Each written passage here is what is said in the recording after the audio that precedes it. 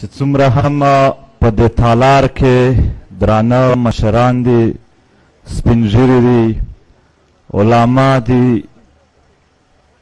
سیاسي رهنما دي، یا زمونږ درنې خویندې دي، ټولو ته د زړه د تله سلام کوم. السلام علیکم ورحمت الله وبرکاته. محترمو، د مختلف فکر د مختلفو طبقو نه راټول شوي زمونږ سپینګیري او زمونږ د وطن وګړي چې مې ولیدل، نو هغه انسان په دې کې حیران شي چې اوس کومه یوه ډېره ضروري خبره ده چې هغه وشي، ځکه چې د کام او وطن دا د کالونو نه بلکې د پیړیو راسې بې واکه بې اختیاره ژوند کړی دی او مسایل یې ډېر په اوږدو کې تللي دي. خو زه بیا هم کوشش کوم چې نن اول مسایل باندې خبره وکړو، بیا د هغو مسایلو حل څه دی، بیا د هغو حل دپاره طریقه کار څه شی دی. ضروري دا چې موږ مسایل وچیړو، خو د مسایلو حل هم پکار دی چې هغه هم موږ د یو بل سره شریک کړو. ملګرو، زما په اند د پښتنو په اوسني مسایلو کې تر ټولو لویه مسله بدامني ده. دا بدامني شکلونه بدل دي، خو دا په ټول پښتون وطن کې جاری. دا په کویټه د اغوا برای تاوان په صورت کې نافذه ده، په ژوب کې به ټارګټ کلینګ کیږي، په سویلي وزیرستان کې لینډ ماینز کې ماشومان راولوځي، په نارت وزیرستان کې ټارګټ کلینګ وي، په باجوړ کې تر خیبره پورې دلته کله د سی ټي ډي په نامه، کله د فوج ادارو په نامه خلک د شپې کورونو ته وړای، او داسې په پېښور شبه د فرقاواریت په نامه یا په نورو نامونو دماکې وي.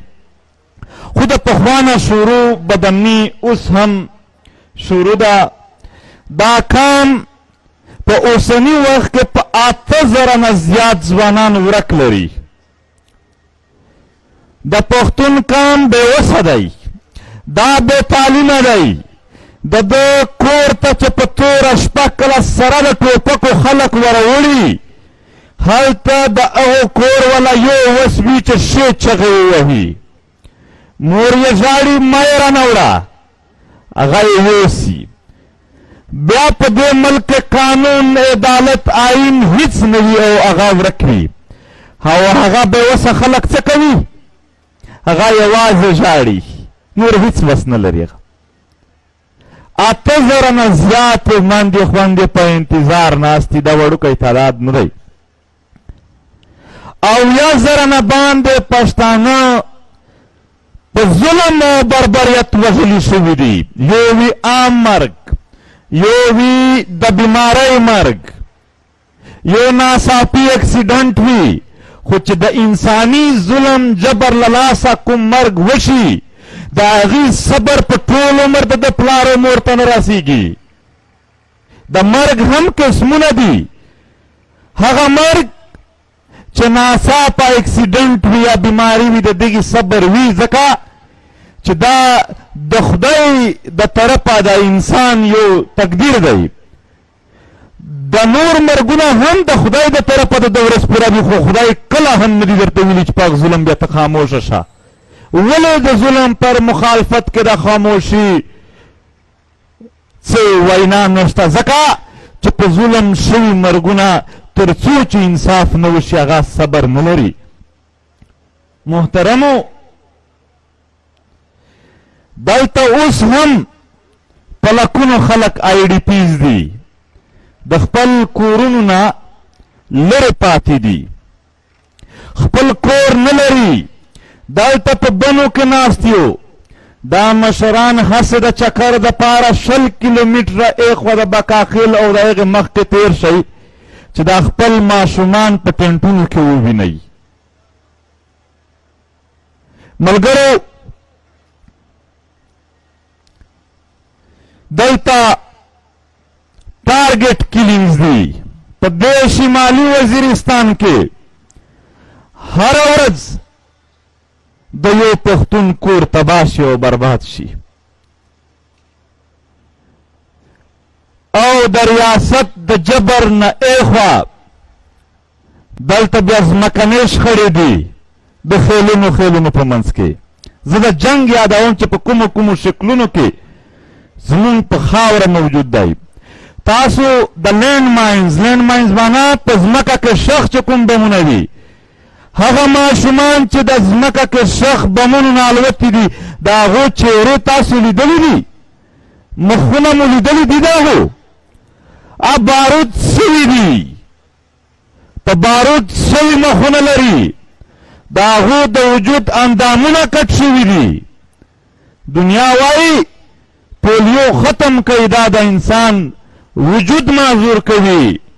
زما په خاوره کې په لکونو بامونه شخ دي، د هغو خبره بیا جرم او غداري شمارل کیږي. محترمو،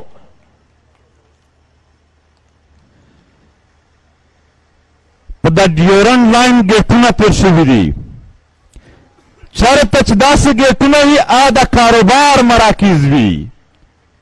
دا د کاروبار نه د چمن هغه ماشومان در یاد کوي، دا د پښتنو د وژنې اډې جوړې شوي دي، دا د پښتنو نه د بتې اخیستلو اډې جوړې شوي دي. په دې باندې نن هم پښتانه ایخوا دخوا نشي سره تللی. نو جنگ په مختلفو طریقو دی.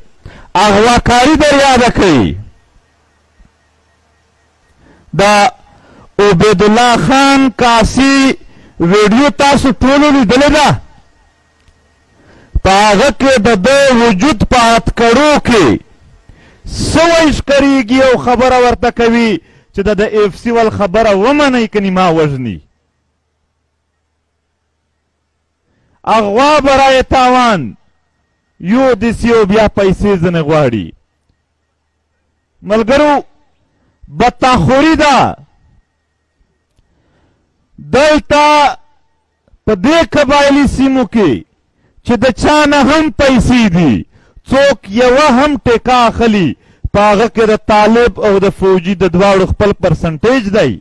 دلته به د وزیرستان خلک ناست وي، دوی د لاس پورته کي که دا دروغ وي. دا رښتیا دي. بتې اخیستلی شي د ډاکټر نه واخله تر هر چا پورې. اغواکاري، بتاخوري، هر څه روان دي. د دغې کام مسلې دي. دغه دا کام د بدامنۍ نه پس د معاشي بدحالي شکار دی. یو خو خدای پاک دته وسایل ورکړي دي، وسایل یې هم عام وسایل نه دي ورکړي. دنیا ته یې ونې ورکړي دي، پښتنو ته یې چلغوزه ورکړې ده. په ټولو میوو کې وچو لمدو کې تر دې قیمتي میوه نشته. د دنیا تر ټولو لوی ځنګل سویلي وزیرستان دی، خو د هغه سویلي وزیرستان بچي د عربو په سرو شګو کې مزدوري ته محتاج دي، هغه ته نه ور پرېږدي. که غواړي زه به سلایډ راواخلم، په دې ودې چلوي، په دې دلته چې کوم سکرین لګېدلی دی چې هغه ځوانان چې د چلغوزیو تر ځنګلو پورې به روان شوه، دغې سیکیورټي فورسز به فایرینګ پرې وکړه، شهیدان به یې کړل. دا لرګی قیمتي لري. بویا محمد خیل د کاپر او د سرو زرو ډک دی. عاصم یوسفزی پی ایچ ډي په مینرلز په مدنیات دی. هغه وایي چې د پاکستان د 100 کالو بجټ یوازې د بویا محمد خیل نارت وزیرستان نه پوره کېدلی شي. 23 ټریلیونه روپۍ هلته فیصله کېدلی شي. خو تاسو ته پته شته په هغو یې دیوالونه را بند کړي دي، او هلته لوکل ټرک ډرایور ته هم په ټرک ډرایوري کې نوکري نه ورکوي. چاینا سره معاهده کړې ده. زمونږ د وسایلو معاهدې د چین سره دي، د هغه سره شوي دي. زمونږ د وینو معاهدې د امریکې سره شوي دي. زمونږ د اوښکو معاهدې د یورپ سره شوي دي.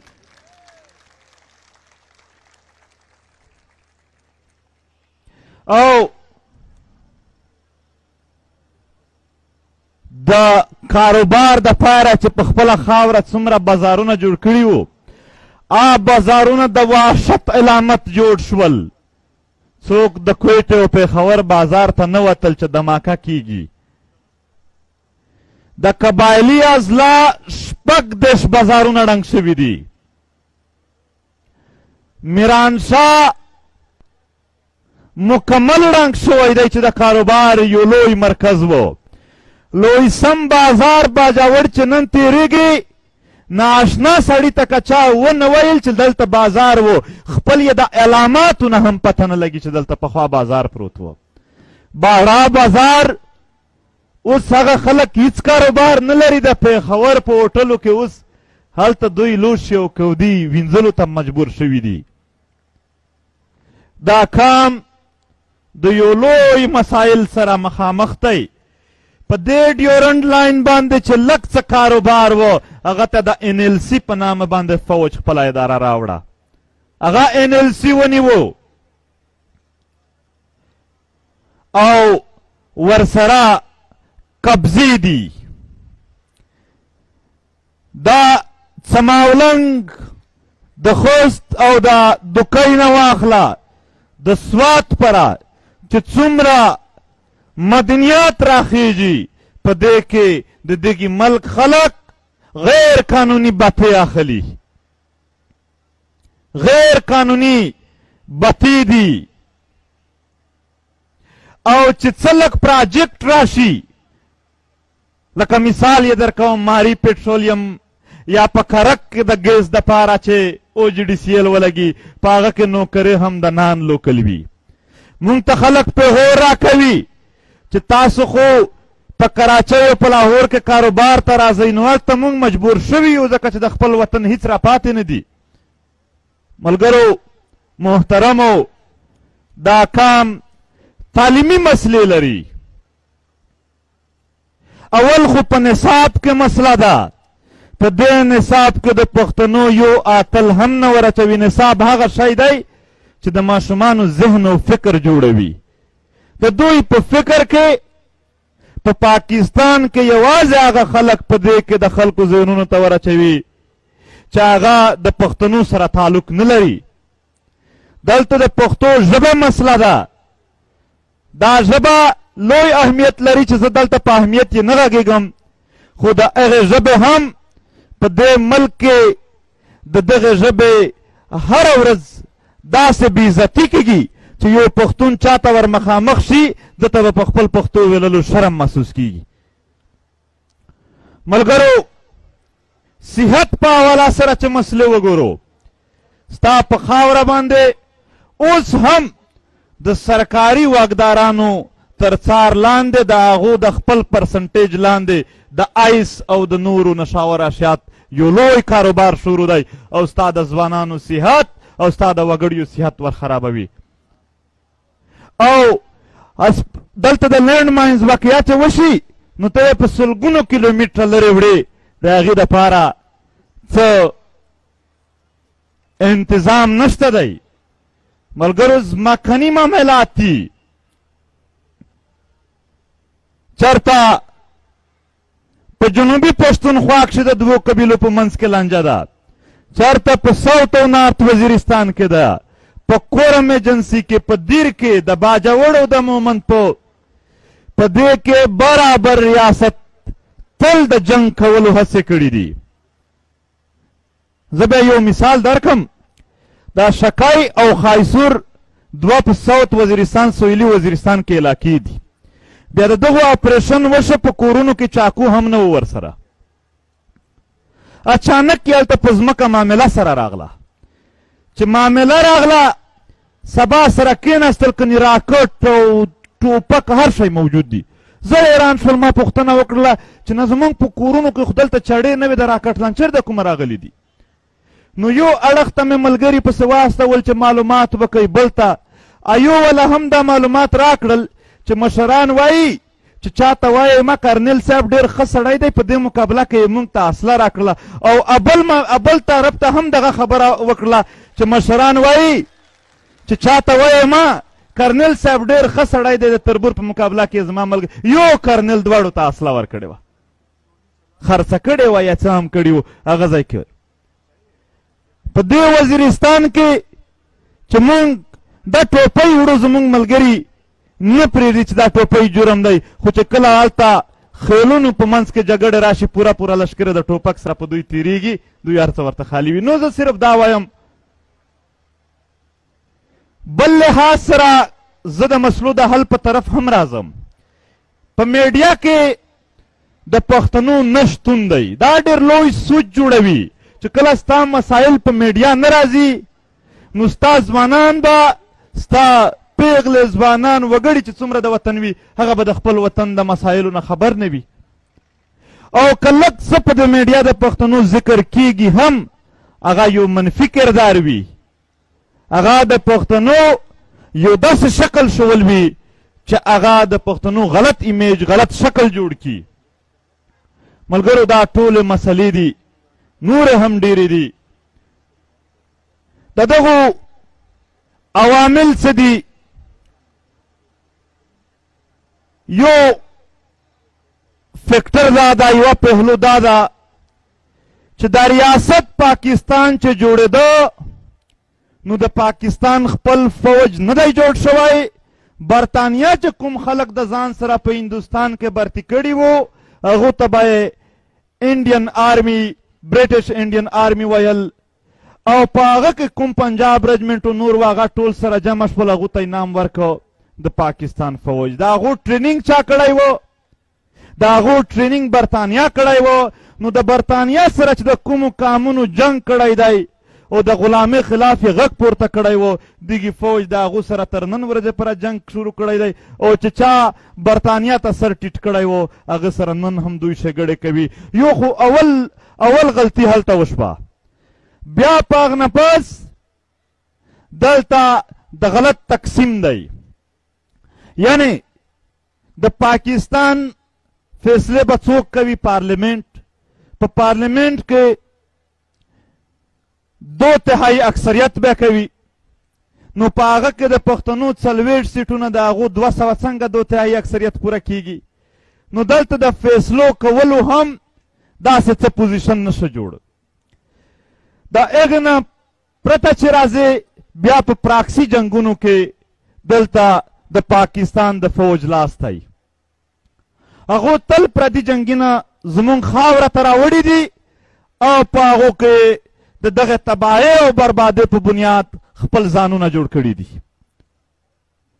نن زه ښکاره وایم کیاني په استرالیا کې جزیرې لري دا د دغې جنګ په کولو کې دوی ته ملاو شوي دي چې په هغه کې پښتانه څوک ورک دي څوک مړه دي څوک ګډ دي څوک معذور دي نو محترمو په دې پراکسي جنګونو سره دا وطن نور هم کمزوری شو د هغو خلکو چې چا ظلم را باندې کوه د هغو تسلط زیات شو او موږ لا هم ګیر شو او هغو په مختلفو طریقو زمونږ په کام کې دننه هم خپل خلک پیدا کړل او د هغو ذریعې هغه خلک ټاکول هغه خلک لرې کول چې چا د دغې وطن خبره کوله نو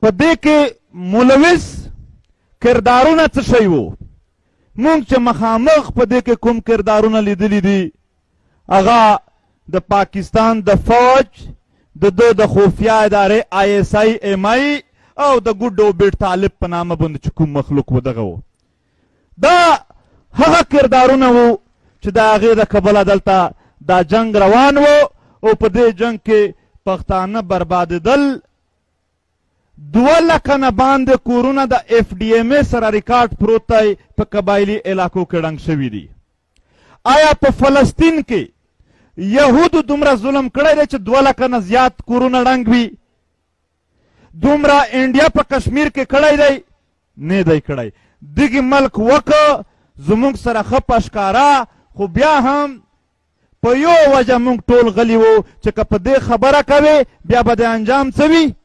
وژني به دې یا به دې ورکوي. هغو ډالر پې ګټل، موږ ټول په دې وجه غلي شوو چې یاره په دې پورې دې وژني. دا په پښتنو کې عام مثال راغی چې خوله ته ټک ورکړه، خوله بند کړه. او هوښیار سړی په دې کام شه هغه سړي ته وګرځېدل چې چا بېننګي کوله، په دې جنګ باندې خاموشي اختیاروله. هغه ته به یې هوښیار ویل، او چې چا به د دغې وطن درد پر مخ راوړ هغه ته به یې جذباتي او پلانکی نام ورکو. دا د جذباتو خبرې نه دي، دا حقایق دي، دا زموږ سره شوي دي. وبخئ، په دې وطن کې د کشمیر دپاره ریلي راوځي، د فلسطین دپاره راوځي، موږ چاته موږ وایو هغو سره ظلم لګیا دی، سل ځله د خلک ورسره راوځي، خو دلته چې زموږ د خپلو پښتنو سره ظلم وشي په هغه باندې بیا پابندي ده، څوک هم ریلي نشي استلی. د پاکستان اسلام زه بیا وایم موږ ته معلوم دی دا د ده د خارجه پالیسي لاندې دی. چین چې په یو غور باندې ظلم کوي نو په هغه به دلته هر څوک خاموش وي، خو هندوستان چې په کشمیر ظلم کوي بیا به شور وي. ولې؟ چې د پاکستان د خارجه پالیسي مطابق د هندوستان سره دشمنی ده، د چین سره ملګرتیا ده، لہذا دلته د اسلام په نامه نه د خارجه پالیسي په نامه باندې د حمایت او د مخالفت خبرې کیږي. بیا یې جمهوریت، د جمهوریت یې موږ د ډېر نږدې نه ولیدو، سپیشل د علي وزیر په کیس کې به تاسو لیدلی وي، په هر شي باندې قبضه ده. که یې ډېره کلکه خبره کوې بیا خو به زه دا ووایم حل یې وښایمه چې پښتون قام بې واکه دی، بې اختیاره دی. دا څومره مشران ناست یئ، دا نن یوه فیصله وکئ، آیا تاسو یې بیا اپلای کولی شئ؟ لاندې یې په قانونو کې، په علاقو، په سیمو کې په ریاستي مشنري باندې منلی شئ؟ نه. ولې؟ ته اختیار نه لرې. ستا په وطن چې څومره مشنري ده چې هغه انتظامات کوي، په هغه ستا اختیار نشته دی، بې اختیاره دی. او بې اختیاره ته څه ویلل کیږي؟ هر هغه فرد په پخوا زمانو کې، هر هغه فرد چې د بل انسان د څار لاندې بیا ژوند تېروو، چې دا به کوې دا نه، هغه ته به غلام ویل. خو هغه قامونه چې په خپله خاوره هیڅ اختیار نه لري هته غلام قامونه ویلی شي. ته اول خو تر ټولو سخت حل یې که موږ وباسو روغ حل، هغه یې اختیار دی، د دغې وطن اختیار، د دغې وطن واک، چې شوچه د پښتنو په خاوره، شوچه د خپلو پښتنو اختیار وي. بیا به زما ملا اومي ډاکټر د یعنې هرې طبقې چې سړی دی هغه به په هغه کې خپله برخه لري، هغه به په خپلو فیصلو کې اختیارمن وي. بیا چې دی د سوات نه په قبایلي سیمو کې هم تر زیارته پورې چکر وهي، څوک به په لار کې نشي تم کولی.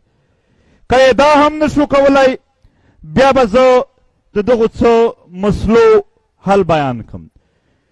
دا چې څومره پښتانه مړه شوي دي، د دغې دپاره چې موږ د ټروت کمیشن، د رښتیاو د کمیشن غوښتنه وکړو چې 80,000 نه باندې د دغې وطن هر وګړی، نر ښځې، که افسر دی، که ډاکټر دی، که ملا دی، که امید دی، دا ټول وژلي شوي یو ټروت کمیشن دی جوړ شي. په دنیا کې نور هم جوړ شوي دي، 40 نه باندې ټروت کمیشن په دنیا کې مختلفو ملکونو کې جوړ دي. موږ ته د هم یو د رښتیاو کمیشن جوړ کړي چې موږ خپل قاتل، موږ چا وژلي یو، د دغې په حواله سره پېژندګلي وشي. بل د پښتنو د پروفایلینګ چې غلط کردار یې په میډیا پیش کیږي، په کار ده چې یو کمیټي جوړه کړو، د پیمره د چیرمن سره کینو، د هغو نه تپوس وکړو چې ولې د پښتنو ته کوریج نه ورکوئ، او چې ورکوئ هم منفي کردار کشي یې ولې کوئ. بل د ځمکې چې کومې مسلې دي د دغې دپاره موږ غوښتنه وکړو چې داسې حکومتي کمیشن دې جوړ شي چې په هغه کې پښتانه مشران او ریاستي ادارې هم موجودې وي، د دغې حل دپاره عدالت ته سپیشل سوموټو واخلي او هغه ټول سفارشات راوړي، د هغې مطابق حل شي. دلته ډېر خلک د دغې ځمکې د معاملاتو کې ډېر تنګ شوي دي. بل زمونږ د میسنګ پرسنز د لاپته افراد د لینډ ماینز د بمونو مسله ده په هغې باندې هم باید مونږ په دې ریاست کې په لویه توګه باندې غوښتنې دپاره ټول په یو ځای باندې هم جرګې وکړو هم جلسې وکړو هم درنې وکړو په پرامن طریقه سره چې څومره هم څه ممکن وي چې هغې دپاره کوښښونه وکړو او بل د دهشتګردۍ د کنټرول دپاره که یې ثبتونه چاته په کار وي هر وخت حاضر یم چې د پاکستان ریاستي ادارې دلته چې څومره هم وسلوالې ډلې دي یا ترهګرې ډلې دي د هغو سره میلاو دی د هغو ملګری دی د هغو په ملګرتیا ارڅ څومره ثبتونه چاته په کار وي هغه زما سره دي هغه به زه پیش کړم خو دا د پښتون قام ټول مشران دې راچک شي دغه ریاست ته د ووایي چې نور د دغې پالنه بند که مشرانو نه پاتې کېږئ دغه سپینګیري دغه ځوانان دا زموږ خویندې دغه ته باقاعده د قاتلانو لیست دی دا هغه ډله ده دا دغه ډله ده دا یو نه پرېږدي په عزت کې ها البته که څوک وایي په حق ویلو خاموشي یا د ظالم په ملګرتیا به څه ژوند مونده که پښتون سړی کم سے کم داسې ژوند ته ژوند وایي نه د دې وطن وګړي به د ظالم د ملګرتیا ژوند ته هیڅ ژوند نه ووایي خو بیا هم هغه خلک چې دوی ته جاسوسي کړې د دوی ملګرتیا کړلې هغه هم معاف کړي نه دي هغه خپل خلک یې هم په خپله وژلي دي هیڅ لار نشته یوه لار ده د اتفاق اتحاد سره په خپلو قومي مسایلو د حل دپاره کار کول او زه د دغې حل دپاره میکانیزم طریقه دا په کار ده ډېر وبښئ زما په دې نه پس خبرې که لږ بدلې شي مونږ جرګې راغواړو کله یې یو ګوند راوغواړي کله یې بل ګوند راوغواړي ډېر وبښئ چې یو ګوند یې راوغواړي بل ګوند دلچسپي نه اخلي هغې وجې به لږ جرګه کې کمه یې راځي چې بل یې راوغواړي بیا هغه بل پکې دلچسپي نه اخلي زه به تجویز دا پیش کړم چې د هر ګوند نه د یو یو کس راواخلي جاینټ کمیټي اتحادیه کمیټي د جوړه شي څومره جرګې او عمل راځي دا د هغې د څار لاندې وشي دا زما تجویز دی چې بیا په منځ کې دا لانجه نه راځي چې یاره دغه و هغه نه و د اوس جرګه کې که موږ دغه شی کامیاب کو چې راتلونکي لایحه عمل به څنګه ټاکو په کومه طریقه ټاکو هغه جرګه د خپل اهداف اول نه کام ته واضح کي هغه کمیټي د اول نه خپل کام ته خپل اهداف واضح کي او خپل د په هغه کې دنه اصول هم واضح کي چې زموږ ملګرتیا یا زموږ دښمني موږ دغې شي ته وایو ملګرو یو د نوي جنګ خبرې کیږي زه خو نوی جنګ نه ورته وایم د هغې جنګ یو بله حصه ورته وایم چې په ډېر شدت سره راځي نامونه یې بدلیږي کله یې نام ورکوي القاعده کله نام وي طالب کله یې ISI نام وي کله فوج شي کله ادارې بدلیږي کله داعش نام باندې اوس خو ټارګټ یې یو دی پښتون قام پښتون وطن ټارګټ ښه معلوم ټارګټ دی اوس بله یو کیسه را روانه ده د فرقهواریت په نامه باندې په دې خاوره جنګ چې کلک مخنیوی وشي او هر کله هر وګړی دا وایي چې زموږ په خاوره هیڅ فرقهواریت نه مونږ کوو نه چاته اجازت ورکوو د دغې او بیا په دې نوي جنګ کې که چیرې مونږ پښتانه په یو ځای مزاحمت کوو د دغې جنګ شدت کمولی شو که چیرې مزاحمت په یو ځای نه کوو بیا به د دغې کم شدت دغه د دغې جنګ شدت دغه به زیات وي کم به نه وي ملګرو زه بیا هم وایم چې حل دپاره مشترکه غوښتنې او د هغه دپاره مشترکه جدوجهد د هغې دپاره پښتون ژغورنې غورځنګ اول ورځې نه تیار دی نن به هم تیار وي آخري دلته څو جملې ادا کومه دا دوې درې هغه زه بیا په عمر نه کوم نه مې په دې نه اول کړي دي نه مې په دې نه پس کوم او د چا که زړه پې باد شو په اول کې بخښنه هم زه نه غواړم دا خبره به زه بیا چیرې هم نه کوم اول ځلې کوم دا پښتانه چې په درد کې وي د تالار کې ډېر زیات خلک ناستي مشران ناستي مونږ ولې د دوی سره نه کینو پی ټي ایم خو کوپر کړی دی څوک وایي دا د INDS والا دی څوک وایي ISI خپل جوړ کړی دی څوک وایي دا هغه دی څوک دا دی چلو هغو ته خو د څوک نه ورځي جاني خیل چې دلته د مړو سره ژړل ولې موږ نه ورغلو؟ ولې موږ دا اتحاد چې موږ وایو چې اتفاق دا که د یو بل په غم مو وژړل سره بیا مو د اتفاق ته زړونه هلته سره نږدې کېږي. هلته په خیبر کې 14 ورځې یو مړي دپاره شهید دپاره عرفان دپاره خلک ناست وو، موږ ولې نه ورغلو؟ مومند بچیان هره ورځ د های کورټ مخ ته هلته احتجاج کوي، موږ ولې نه ورځو؟ موږ وایو د وزیرستان کورونه ړنګ شوي دي، خو چې کله 1.5 ورځې د هغې دپاره درنه لګیا وه موږ خو نه وو پکې. موږ به د کام د غمونو نه د خپل تقریر دپاره میټریل نه راخلو، بلکې د دوی سره به کلک ودرېږو. دا خواست کوم ډېرو بخۍ زما په خبره باندې چې څوک هم بد نه ومني.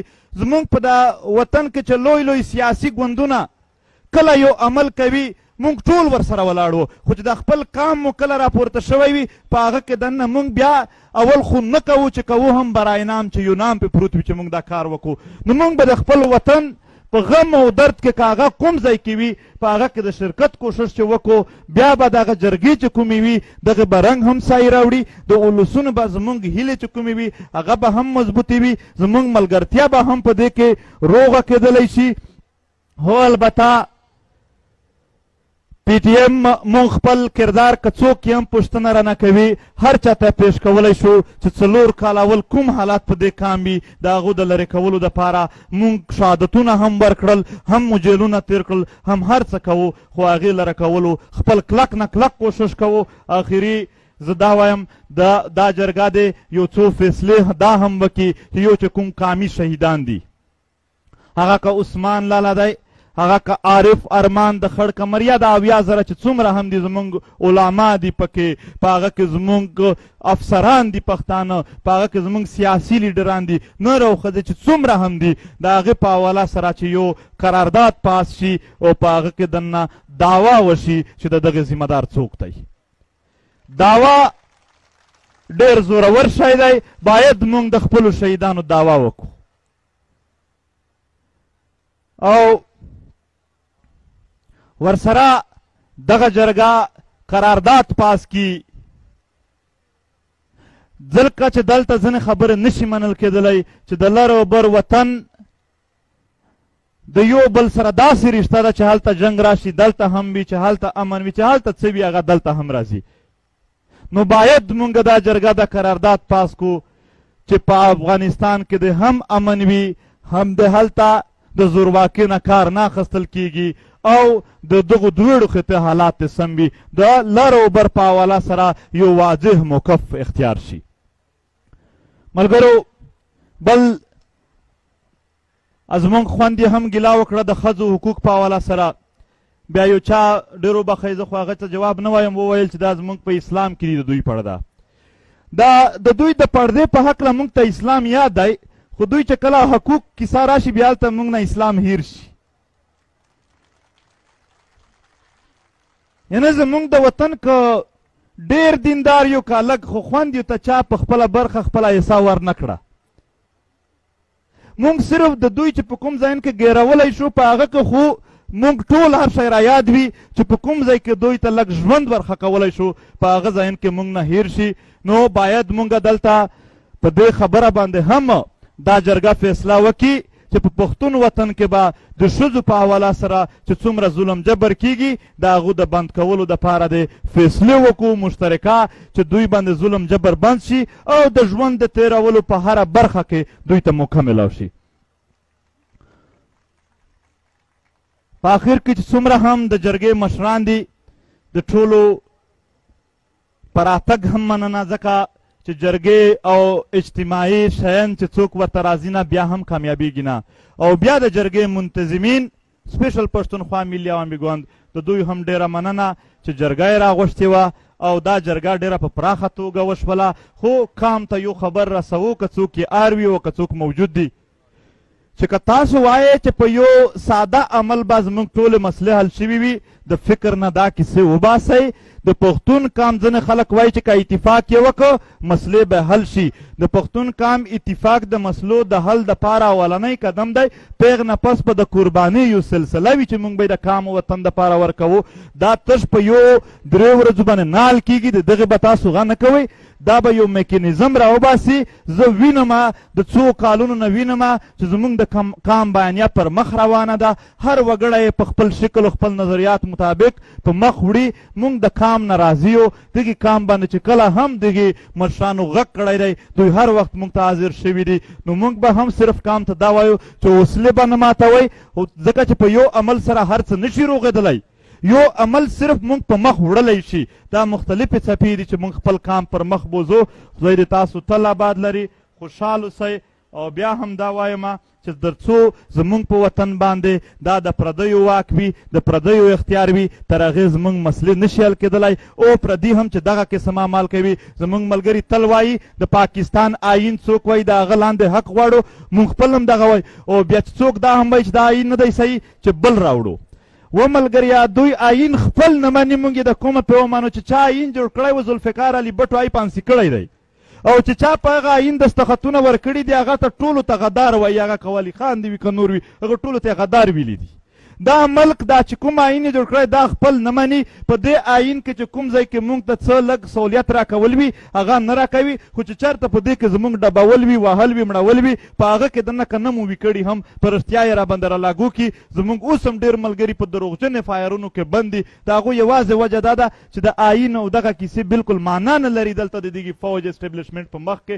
نو کوشش به کوو چې مزاحمت وکړو. د مزاحمت د لارې مونږ خپل حقوق هم اخیستی شو او خپلې خبرې په مخ وړلی شو. د مزاحمت نه پرته که بله کومه لار هم د چا په ذهن کې وي زما نشي خیال چې په هغې کې به مونږ کامیاب شو. مزاحمت به کوو. تل خوشحال اوسئ. لر او بر افغان زنده باد. ډېره مننه. دا و منظور پښتین صاحب.